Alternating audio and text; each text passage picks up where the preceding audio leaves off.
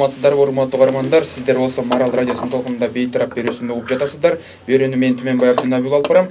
Биз бул чыгарылышыбызда кыргыз маданият кызматкерлери аша чаап кетүүдөбү, аларга карата айтылган Мээрбек Мискенбаевдин сындары, сын пикирлери жүйөлүүбү деген теманы талкууламакчыбыз. Бүгүнкү биздин студиябыздын коноктору Жогорку Кеңештин депутаты Мээрбек Мискенбаев жана Куудул Абдулла Иманкулов болмокчу.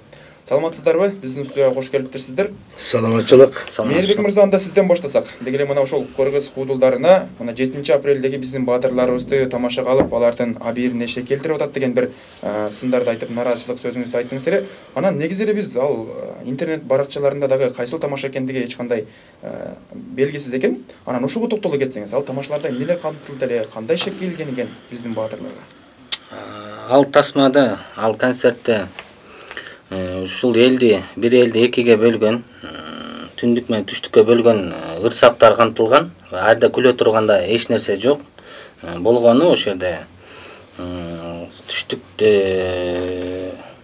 7-апрелдегилер баатыр эмес, Оштогу өлгөндөр баатыр деген маселе болуп жаралып атат да. Бул өтө олуттуу нерсе болуп атат. Ошон үчүн азыр бизде ошол жаракат алган, каза болгон энелер кайрылып, ошол бизде өзүбүз чыгып ушул маселени маданиятта биз көптөр айтып атпайбы, Мискенбаев кылар иши жок ушул маселени көтөрүп атат депчи.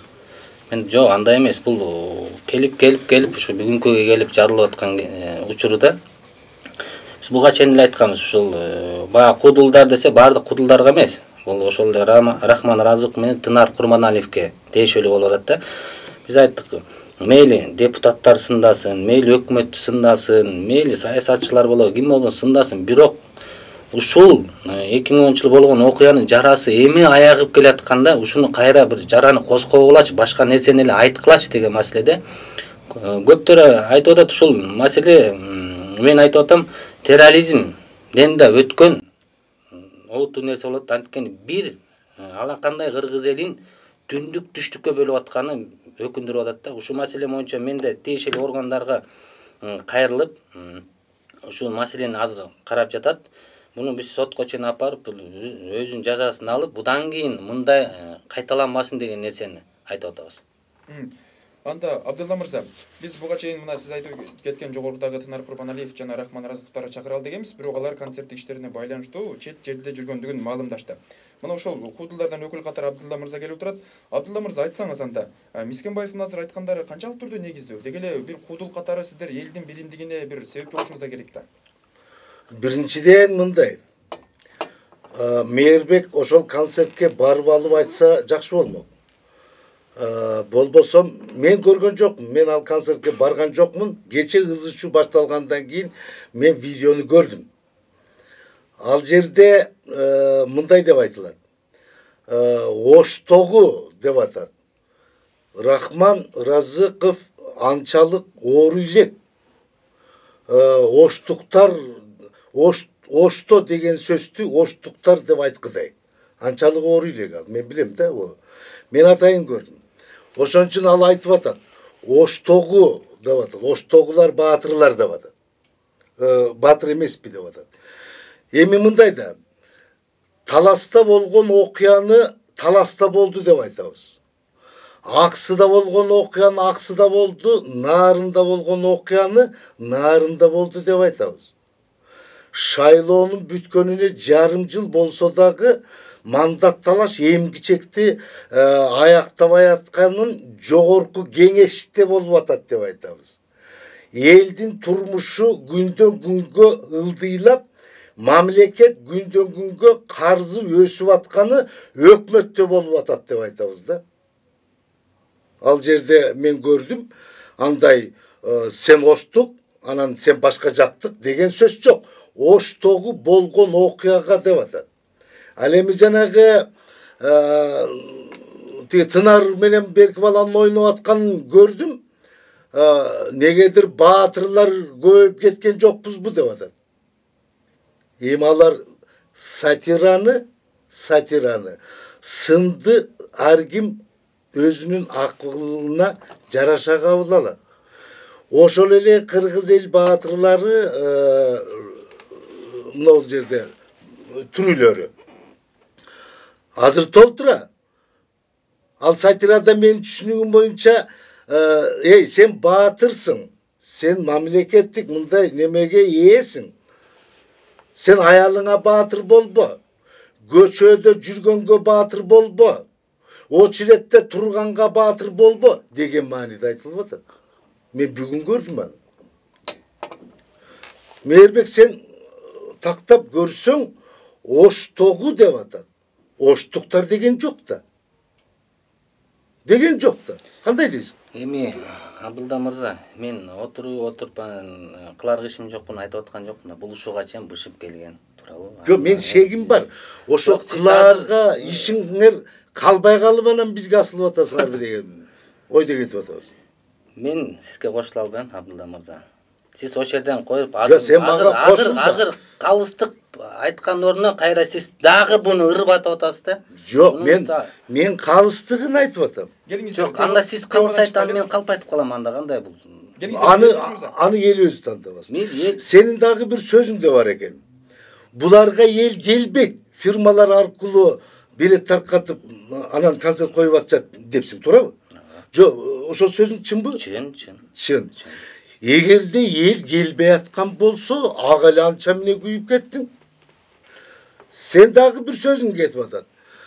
Мага эл келип арызданып ушуну айттырбагыла деп атат дедиң да. Туурабы? Туура. Ушундай сөз кетти. Якыбы сага эл келген. Келген келбегенин билбейм. Мындай немени ченеп айтыш керек да. Артистти, Мээрбек отур. Артистти эл тандайт. Артист элди тандабайт. Артистти эл тандайт. Эгерде журналист коётур. Эгерде кайсыл артист жакпаса, ага эл келбей эле коет өзү эле. Өзү эле келбей коет. Андай артисттерибиз толтура. Жанагы концертине эл келбей аткан.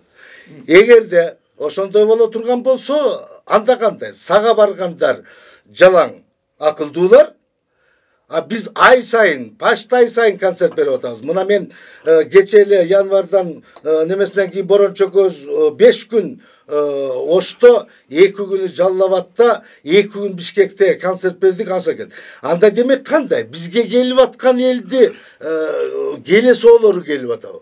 Жок, мен келесоодор айткан жокмун, Абдылда мырза. Мындай кылалычы. Ушунча эмекесиңер, мен жөн эле отуруп ойман чыгарган нерседей кылып атасыз да, азырчы. Келиңиздер ошо Тынарды, Рахман байке, сиз үчөөбүз келиңиздер. Мен элди чогултайын, ошондон сүйлөшөлү, бул маселени чечип туруп, ошол жерден бүтүрөлү. Ой, сен элди чогултуп бара болбо. Сен элди чогултуп бара болбо, анча акча кетирип. Жөн эле биз концерт коебуз. Сен дворецке силерде колдо бар да, кишилерди коп койгула, эл өзү келип атабы же жалдап келип атабыз бакча берип.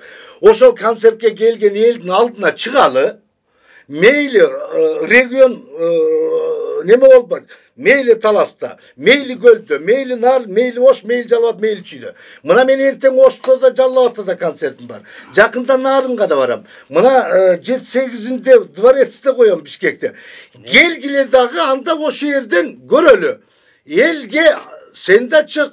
Сени колдогон балким депутат болобу, министр болобу, ээрчите кел. Ошо жерде сүйлөшөлү анда. Келиңиздер, бул маселени кийин дагы чечели. Мээрбек мырза, мындай суроо пайда болот. Бул боюнча мыйзамдагы буга каршы келбейт экен, тагыраак айтканда депутаттардын кылганы, тактап айтканда бул куудулдардын кылып атканы азыр мыйзамга каршы келбейт деген пикирлер айтылды. Анан бул эмне, мыйзамдын кемчилиги? Эгер кемчилик болсо, анда буга кандайдыр бир жаңы мыйзам сунуштоо керек болобу? Биз айтып атабыз. Ошол интернеттен аткарган куудулдаргачы башкасын айта бергиле. Ош менен 7-апрелге тийбей башка маселе толтура да айта турган. Айтылган жок. Айтылган жок. Сен сөзүн карап тур. Ошто деп атат. Ошто. Ошто болгон окуяны Ошто деп айтабызбы? Таласта болгон окуяны Таласта, Көлдө болгон окуяны Көлдө деп айтабыз да. Ал айткан жок да. Бизде оштуктар же тияктыктар, бияктыктар деген жок да. Аксыда болгон окуяны Аксыда деп айтабыз. Мен де сүйлөймүн, анда сиз эле сүйлөңүз кечке чейин, мен кечке чейин. Жок, сүйлө. Сиз сүйлөңүз кечке чейин. Жок, мен чыгып турайын, мишет этип атасыз. Жок, сен суроого жооп берип атам мен. Жок, мен да айтайын деми, кечке чейин эми.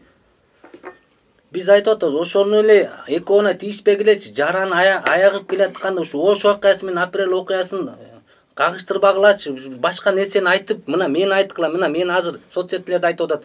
Кой жет атама чейин тиги өлгөн ата энеме чейин тийишип атат. Мен ушул маселени көтөрөм, ушулардын эмесин, сын пикирин угам деп келген. Мен угуп, мен түшүнөм, мага айтып атат. Эми мен сүйлөп бүтөйүн эми. Ошол маселени көтөрбөгүлөчү деп эле биз айтып атабыз. Бир элди экиге бөлбөгүлөчү деп атабыз. Болгон эле ушул маселе. Силерди мен концерт койбогула, канча киши барат, канча киши келет, канча концерт коесуңар, мен ишим да жок. Өзүңүздөр ишиңиздерди кыла бериңиздер. Мен силерге тийишкен жерим жок, байкеси. Эгер ушул маселе көтөрүлө берсе, бир мыйзам сунушталабы буларга каршы?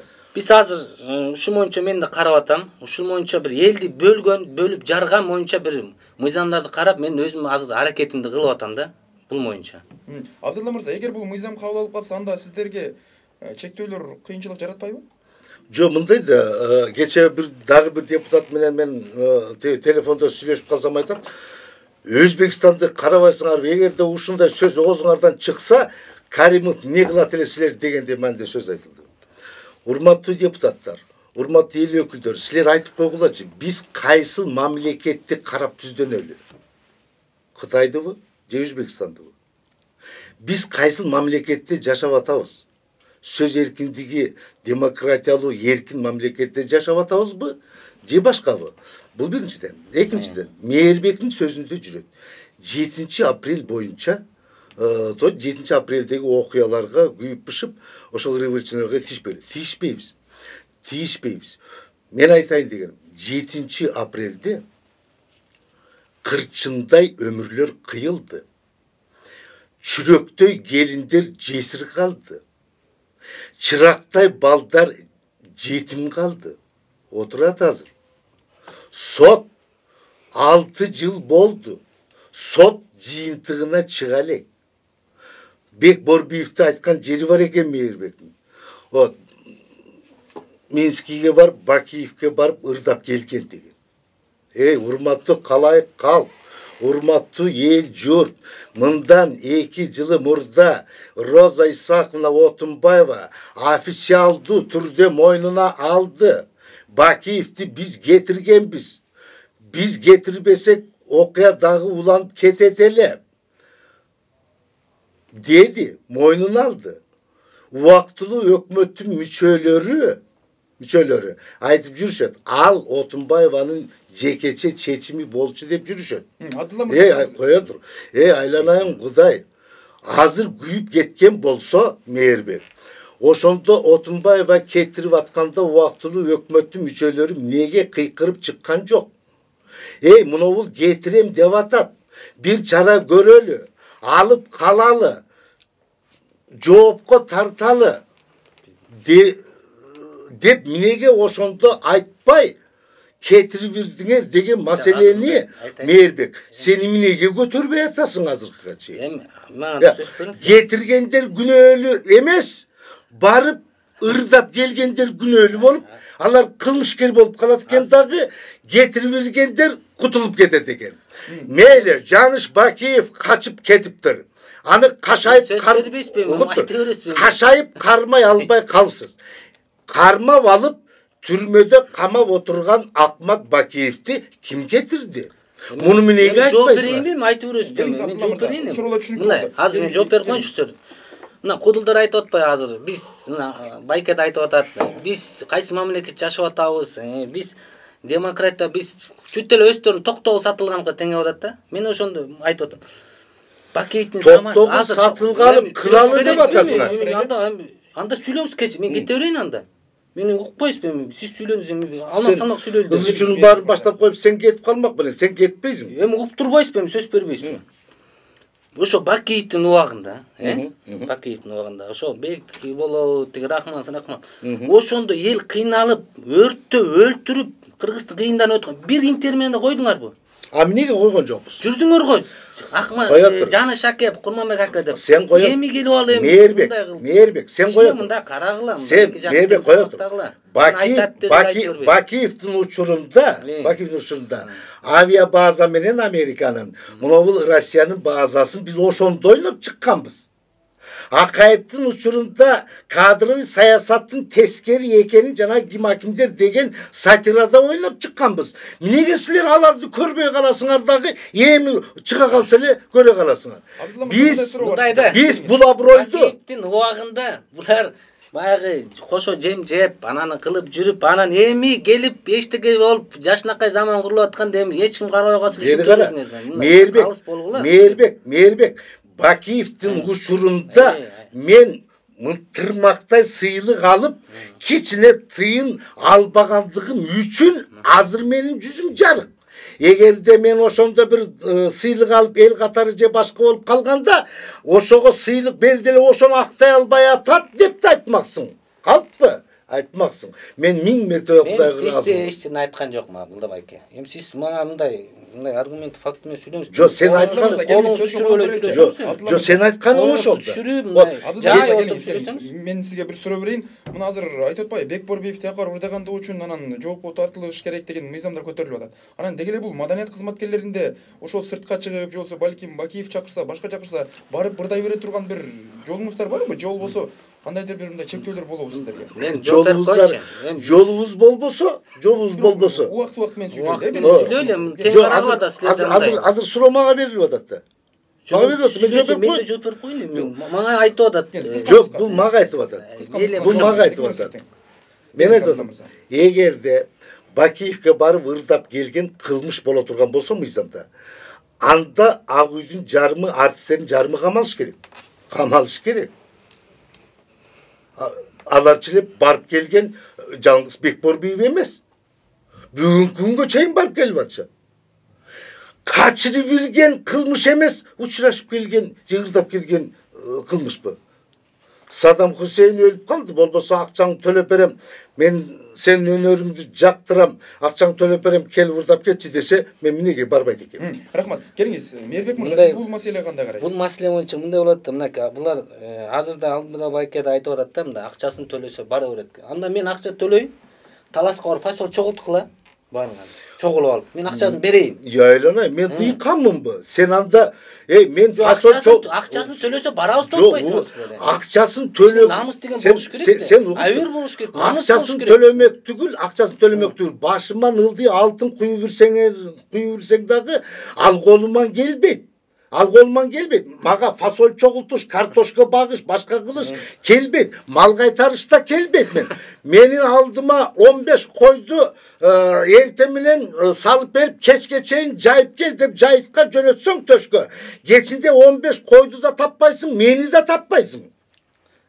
Келиңиз, ыраазычылык. Мээрбек мырза, азыр айтып атпайсызбы, бул боюнча дагы иштер каралып атат деп. Эгер мына ошондой бир дагы одоно сиздин көз караш боюнча бир абийирге каршы келген бир тамашалар ойноло турган болсо, аларга каршы кандай чаралар колдонулуп калат? Ошол боюнча биз азыр карап жатабыз.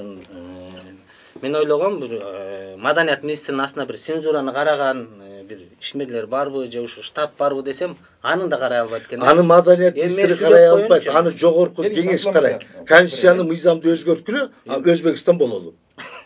Эми сөз бересизби? Аны сиз мындай бир сүйлөйлү дем. Келиңиз, Мээрбек мырза, уланта бериңиз. Ошол боюнча биз жана эле айтып аткан боюнча, ушу элге, намысына, ушул көрдө жаткан балдарга тийишпей башка ишиңерди кыла бергилечи деп атабыз. Биз башка кыла бергилечи, айланайындар. Сен ошого тийишкен сөздү таап бер деп атам. Мына жерде ошо жерде ырды окудуңуз да, көрдүңүз да. Мен окуган жок, мен көрдүм, мен бүгүн көрдүм. А жерде оштогу деп атат. Оштуктар деген жок. Оштогу мен болгон окуя менен оштуктар өкө таптакыр бири-бирине жакындабаган нерсе.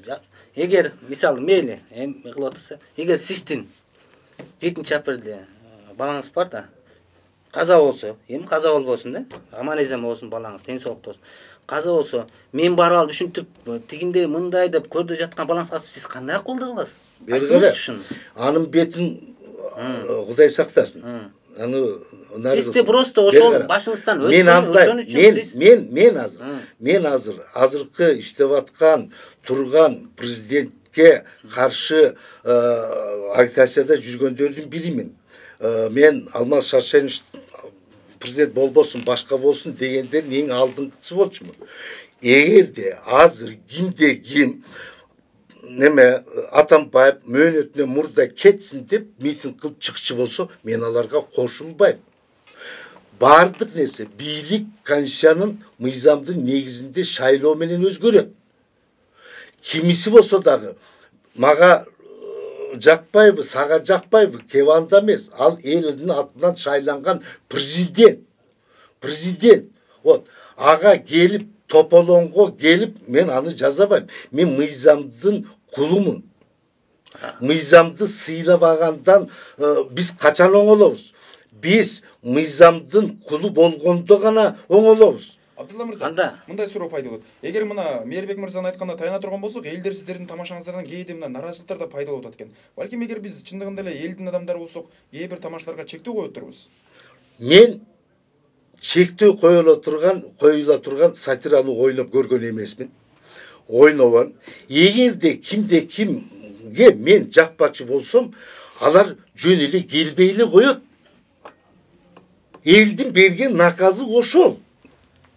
Келбей эле коет. Не зоруктайбызбы?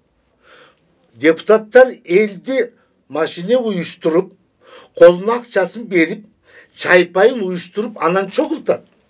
А бизге эл акчасын берип, өзү берип келет. Аны биз зордук табайбыз. Каалабаса, эгерде Абдулланы ит деп санагандар келбей. Мен катарымбы? Бизге мыйзамдын не кереги бар атайлап? Аны эл эле өзү чекеге сүрүп коет. Түшүнүктүү, келиңиз Мээрбек мырза. Бул маселеге кандай карайсыз? Бул маселеге мен мындайча айтмакмын да. Азыр бизде акыл айткандар көп. Туурабы? Баары акылдуу, баары биринчи атаман да, экинчи атаман эч ким жок. Бүттүк акыл үйрөткөн. Мисалы, сиздер маданият ишмерисиз. Мен сизге акырат келтирген жокмун, туурабы? Мен сизге жаман сөз сүйлөгөн жокмун, туурабы? Мен айтып атам, кудулдардын бардыгы эмес деп атам. Мен айтып атам, артисттердин бардыгы эмес деп атам. Маданият жок, эл болбойт деп атам. Мен ошо Рахман Разыков менен Тынар Курманалиевди айтып атам. Айланайындар. Мурда күнү. Мен сени айткан жокмун деп атасың. Мен бүтөйүнбү? Сен мен Угарманды кабыл алалы. Мен рекламам бербедим. Келиңиз, сурооңузду берсеңиз депутатыңызды айтып. Жөн бүтөйүнбү? Мээрбек деген депутатты жаңадан эле билип отурабыз. Бул жерде эл дагы калыс болуш керек. Элдин атын жаман алып сүйлөгөнү бул эң туура эмес. Бул жерде кодулдарда чын айтканда Абдулла аке азыр туп-туура жооп берип атат. Эгер башалмак бар, тилгесмек жок деп коет, Келиңиз, сурооңузга өтсөк дароо эле убакыт аз. Мен ошол Мээрбекке суроо берейин деп атам да. Сиз эмне үчүн ушул мандатыңызды алайын деп атканда кайсы программа менен келдиңиз эле? Сиз эмне депутаттарды кодулдарды жазалайын деп, же тиги ырчыларды жазалайын деп келгенсизби? Эгер ушундай программаңыз болгон болсо, анда сиз элди кыжырдануусун тийгизип, революциянын башаты болуп калышыңызга дагы жооп беришиңиз керек да. Рахмат. Суроо түшүнүктүү. Келиңиз, анда Мээрбек мырза кыскача жооп берип өтөлү.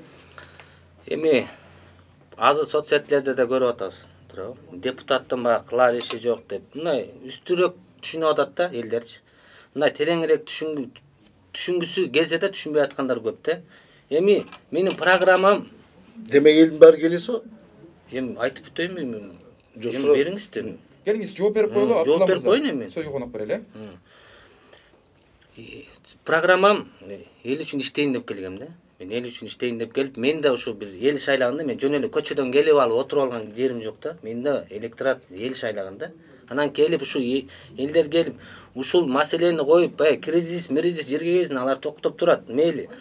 Элдин ынтымагы, биримдиги керек болуп турат бизге. Аба менен суудай деп атам. Айланып кетейиндер, ушу ынтымакты бузбай, дагы алдыга жылалычы. Эски жараларды коскобойчу, артты карабайлычы. Бир алдыга бир жашынакай бири-бирибизди сыйлап, урматтап, бир алдыга кетелич деген ниет мен кудулдарга асылып, бул менин негизи оюмда да жок болчу. Мурга чейин 3 жыл мурун деле мен ошо кудулдарга деле айткам, бизди кошпой эле айланайын, башканы эле интермаңарды аткара берлечи. Просто эл баласын жоготкон, ошол жаракат каза болгон. Мына 87 бала каза болду эле, мына азыркыга чейин 35 бала болду. Мына сиз айтып аткандай, мына 100дөн ашты. Ошонун да аялдары бар, апалары бар. балдары бар, канча аял жетим калды, канча бала жесир калды, канча эне мына жалгыз баласынан сыздап калды. Мына ошолор келип атып ушунча келип айланай ушу балдарыбызды тынч койгулачы.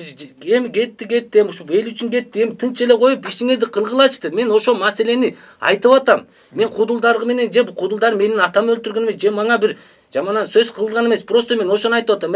Ушу энелерди сыздап, ушу жүрөктөр аяк бераткан коской эле ишиңерди кылгылачы деген эле маселе. Будан мен эчтекенди эле талап кылган жокмун. Башка ишиңерди кыла бергилечи деп атам. Мээрбек, ошону жогору берүүбүздү улантабыз. Бейтарап берүүсүн улантабыз. Бизде суроо берем деген угарманыбыз бар. Саламатсызбы? Атыңызды айтып сурооңузду берсеңиз болот. Атым Нургазы, саламатсыңарбы? Саламатчылык. Мен суроо берип кетейин деген элем. Азыр айтып атпайбы, Бекборби Бакиевге барып концерт коюп келди деп. Эми акчасын берсе коет да, мен деле жылда, например, Москвага барып иштеп келем. Москвадан 5-600 доллар айлык алам. Анан бияктан деле ошондой айлык төлөп берсе, с удовольствием иштемекпиз. Эми тийишип аткан болбойт да кудулдарга. Түшүнүктүү. Рахмат сизге. Мээрбек мырза, деги эле бир эле азыр эмес, буга чейин дагы эл өкүлдөрү бул боюнча маселени көтөрүп келген. Анан деги эле бул Бек мырзанын кылганы мыйзам чегинде бир күнөөбү же жалпы эле мындай бир өлкөнүн бир жүзү катары, бир биздин койгон бир кемчилик катары көрүлөбү бул нерселер? Эми Бек мырзаны биз ушул Бакиевге барып ырдап келгенине баягы өзүбүздүн эми мыйзамга кандай анын өзүнүн аберине койдук. Просто биздин ушундай энелердин жүрөгү жараланып атканда ушул барып ырдап келгени бизге аябай катуу тийди дешип атат да. Биз ошол маселени эле айтканбыз. Бек Борбиев мына азыр айтып атат, акча төлөсүз, каяка барып ырдай берсин. Биз эч кимге сиз айтып атпайсызбы, артистпиз, биз ырдай беребиз депчи. Чыгармаңыздарды кое бериңиздер, ырдай бериңиздер. Биз айтып атабыз, ушул маселелерге кичине аяр мамиле кылалычы деген эле ой. Мен артисттерге асылып, мындай оюм да жок болчу. Мен ушул маселени эле көтөрүп чыктым мен. Буну бүгүн көтөрүлбөс, эртең эмес, бүрсү күнү акыры бир күнү ушул маселелер көтөрүлмөк. Бул маселечи. Анан кийин Бек мырза да барып ырдап келди, мага акчасын төлөдү, мен ырдай берем деген сөзү да мындай. Мен билбейм, бул маданият чөйрөсүнүн кичине аброюна шек келтирди деп ойлойм да. Эгерде ошол кылмышкерлерди мамлекеттин мынабу силовой структуралар кармай албай атса, ошо качып кеткендерден тышкары кармап алып түрмөдө жаткан Акмат Бакиевди чыгарып иришсе, ошолорго кыжаалат болбой эле энелер ырдап келгенге кыжаалат болуп калды. Урматтуу калайык калп, мен азыр бир нерсени айтып коюшум керек. Азыр реклама кетип аткан мезгилде Мээрбек экөөбүз отурган студияга Мээрбектин 4-5 баласы кирип келип, мага колун кезеп, андай деп сүйлөңүз, мындай деп сүйлөңүз деди. Ушул жол менен тыйган атасыңарбы бизди? Угарман бар экен, саламатсызбы угарман? Алло, саламатсыздарбы? Саламатчылык. Өзүңүздүн атыңызды айтып сурооңузду берсеңиз болот. Мен атым Мирбек, Аксудан чалып аткам сиздерге. Мен деги эле ушул баатырлык наам боюнча бир кайчы пикирде. Себеби баатыр дегенде, мисалы бизде Баткен окуясы болду. Баткен окуясында канчалаган баатырларыбыз мамлекетти коргоп, чек араны коргоп, ошол баатырларыбыз кийин эч кандай наамга дагы, эч кандай мамлекеттик жардамга дагы тартыбай калышты да. Андан кийин Ош окуясы болду. Ош окуясында баягы эки улуттун кагылышуусу болгондон кийин ал жерде баатырлыкты макул, баатырлыкты бербесе дагы, бирок 7 апрель окуясындагы баягы көпчүлүгү каза болду, көпчүлүк энелер сыздады, көпчүлүк балдар жетим калды да. Эми бул баатырлык деген наамды менин түшүнүгүм боюнча мындан кийин мен чек араны барып кызматтап, чек араны коргобой, мен бул бийликти кетирип, революция кылып, баатыр болгон мен үчүн жеңилирээк болуп эсептелип атат да. Себеби азыркы жаштардын оюнда баатыр болуу үчүн ак үйдү басып алуу деген эң жакшы идея пайда болду да. Бул келечекте биздин барып келечекте биздин идеологияга айланып калышы мүмкүн да. Ошону айтып коеюн дегем. Анан кийин көпчүлүк депутаттарга бул жерде баягындай пайдасыз иштерди кылып, бирөөнү сындаганын ордуна баягындай көп маалыматтарды өзүнө кененирээк алышып, анан тереңирээк ой жүгүртсө деген ойду айтайын дегем да. Сизге чоң рахмат. Урматтуу каармандар, сиздер болсо бейтарап берүүсүндө угуп жатасыздар. Биз бул чыгарылышыбызда Кыргыздын маданият кызматкерлери чектен ашып баратабы? Деги эле аларга карата өзүнүн сынын айткан Мээрбек Мискенбаевдин сын пикири жүйөлүүбү деген теманы талкуулоодобуз. Эгер сиздин дагы кандай бир сын пикирлериңиз же болбосо суроолоруңуз болсо 68 06 06 сандары менен бизге байланышка чыксаңыз болот. Абдулла мырза, мен сизге мындай суроом бар да, азыр жогоруда өзүңүз да өз сөзүңүздү айтпадыңызбы? Эгер биздин тамашабыз элге жакпаса, анда элдер келбей эле коет деп. Бирок мындай элди балким мындан кийин эгер мына бөлүп жарылуулар ушундай көп болуп аткан болсо, элдин арасында бири-бирине наразычылыктар көбөйүп аткан болсо, балким биз тамашаларыбызда элди бир мындай ынтымакка чакыргандарга дагы маани береттербиз. Мен дагы бир жолу айтам, элди бөлүп жарган программа биз ойной элекпиз. Жок, негизи элди бириндикке чакырганды күчөтсөк деген ойду айтып атам. Күчөтүп атпай эмне кылып атабыз? Жок, дагы арттырып балким. Дагы арттырып атабыз. Кудай буйруса азыр Мээрбек запрет коем деп атат. Кудай буйруса мен дагы да айтам. Мындан да жаман айтам. Эң негизгиси кандай жолун тандап алышыбыз керек. Ошол биз айтып аткан, эл айтып аткан сын пикирлерден жогорку кеңеш, өкмөт, бийлик жыйынтык чыгарып, ошолор оңдош керек. Бир гана жолу ошол.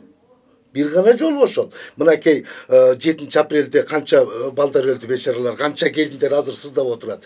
Ошондо айтышкан. Ошондо убактылуу өкмөттүн мүчөлөрү чыгып айтышкан. Мына Бакиев сырттан жалдап келип аттырган, элди аттырган. Чет элдик снайперлер 13 кармап камап койдук, жакында көрсөтөбүз дешкен. 6 жыл болду. Бирөөсүн да көрсөтө албайт. Бул элдин үстүнө жүргүзгөн оскорблениеге жатпайбы?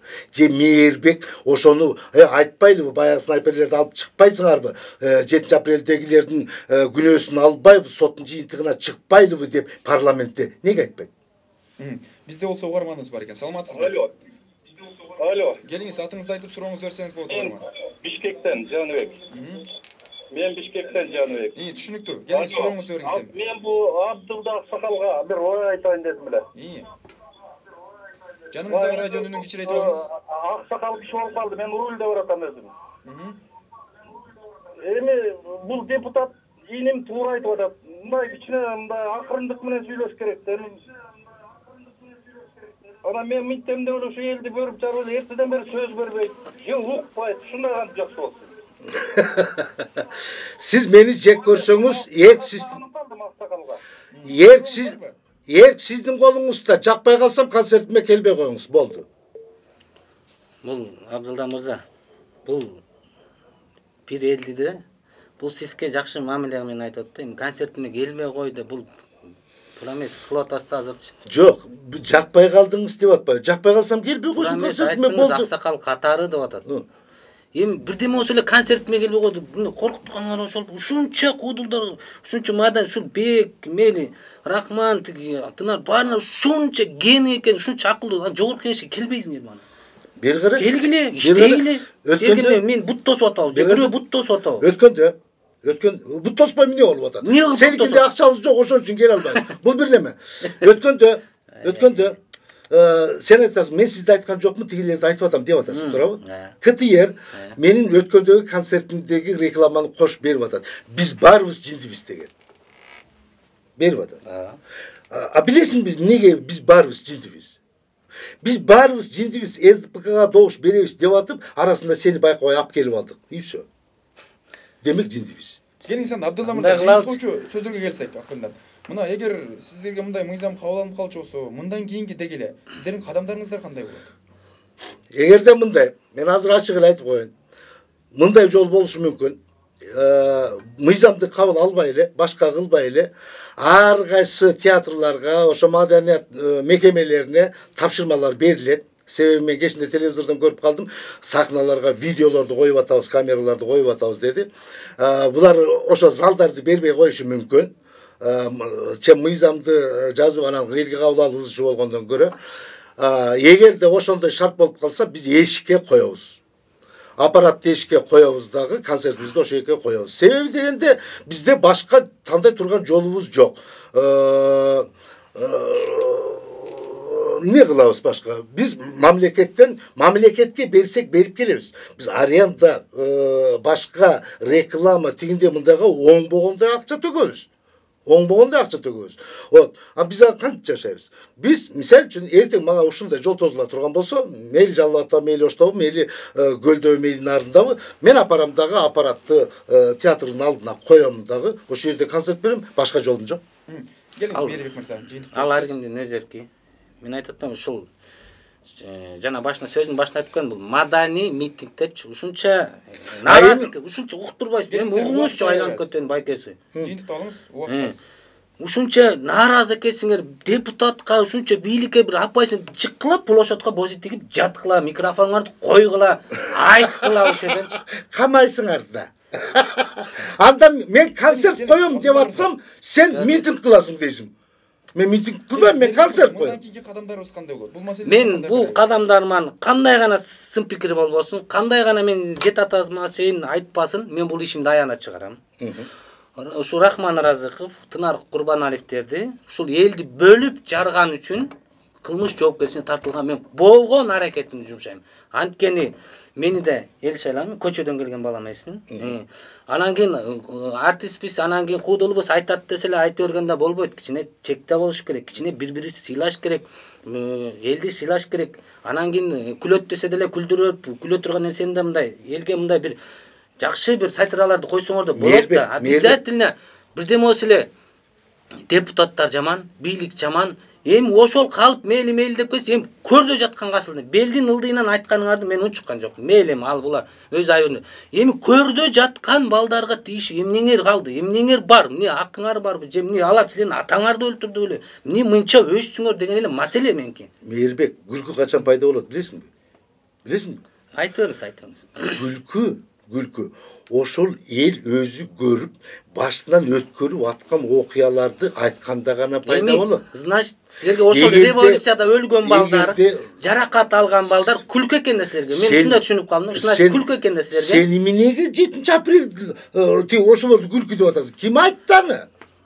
Кичине мындай айтып атпайсыңарбы? Мен асмандан алып жөн эле оймон чыгарып атам. Айтып атпайсыңарбы? Көрдүм жанагыны, көрдүм. Сен даже басып барган жоксуң. Сен өмүрү концерт көргөн бала эмессиң, наверное. Келиңиз Абдулла мырза, Мээрбек мырза, келиңиз сөзүңүздү жыйынтыктап коюңуз, убакыт дагы бүтүп баратат. Менин жаңы деле айтып кеттим. Цензура, ушул чектөөлөрдү биз мыйзаматтуу киргизиш керек. Элди жарып бүткөн бузукларга биз кылмыш ишин козгоп, кандай болсо мындай жазасын бериш керек да. Экинчи, бир элди экиге бөлүп, ушундай бир көрдө жаткан азаматтардын бир арбана тийишкен нерселер болбосун деген элдин ынтымагы, биримдигин алып келген сатираларды койгула, пожалуйста. Бирок ушундай маселеди элге бир шек келтире турган маселелерди бир койгонго бир запрет коюшубуз керек. Мен бул ишимди аягына чейин чыгарам. Мен кандай гана сын пикир болбосун, мен аягына чейин турам.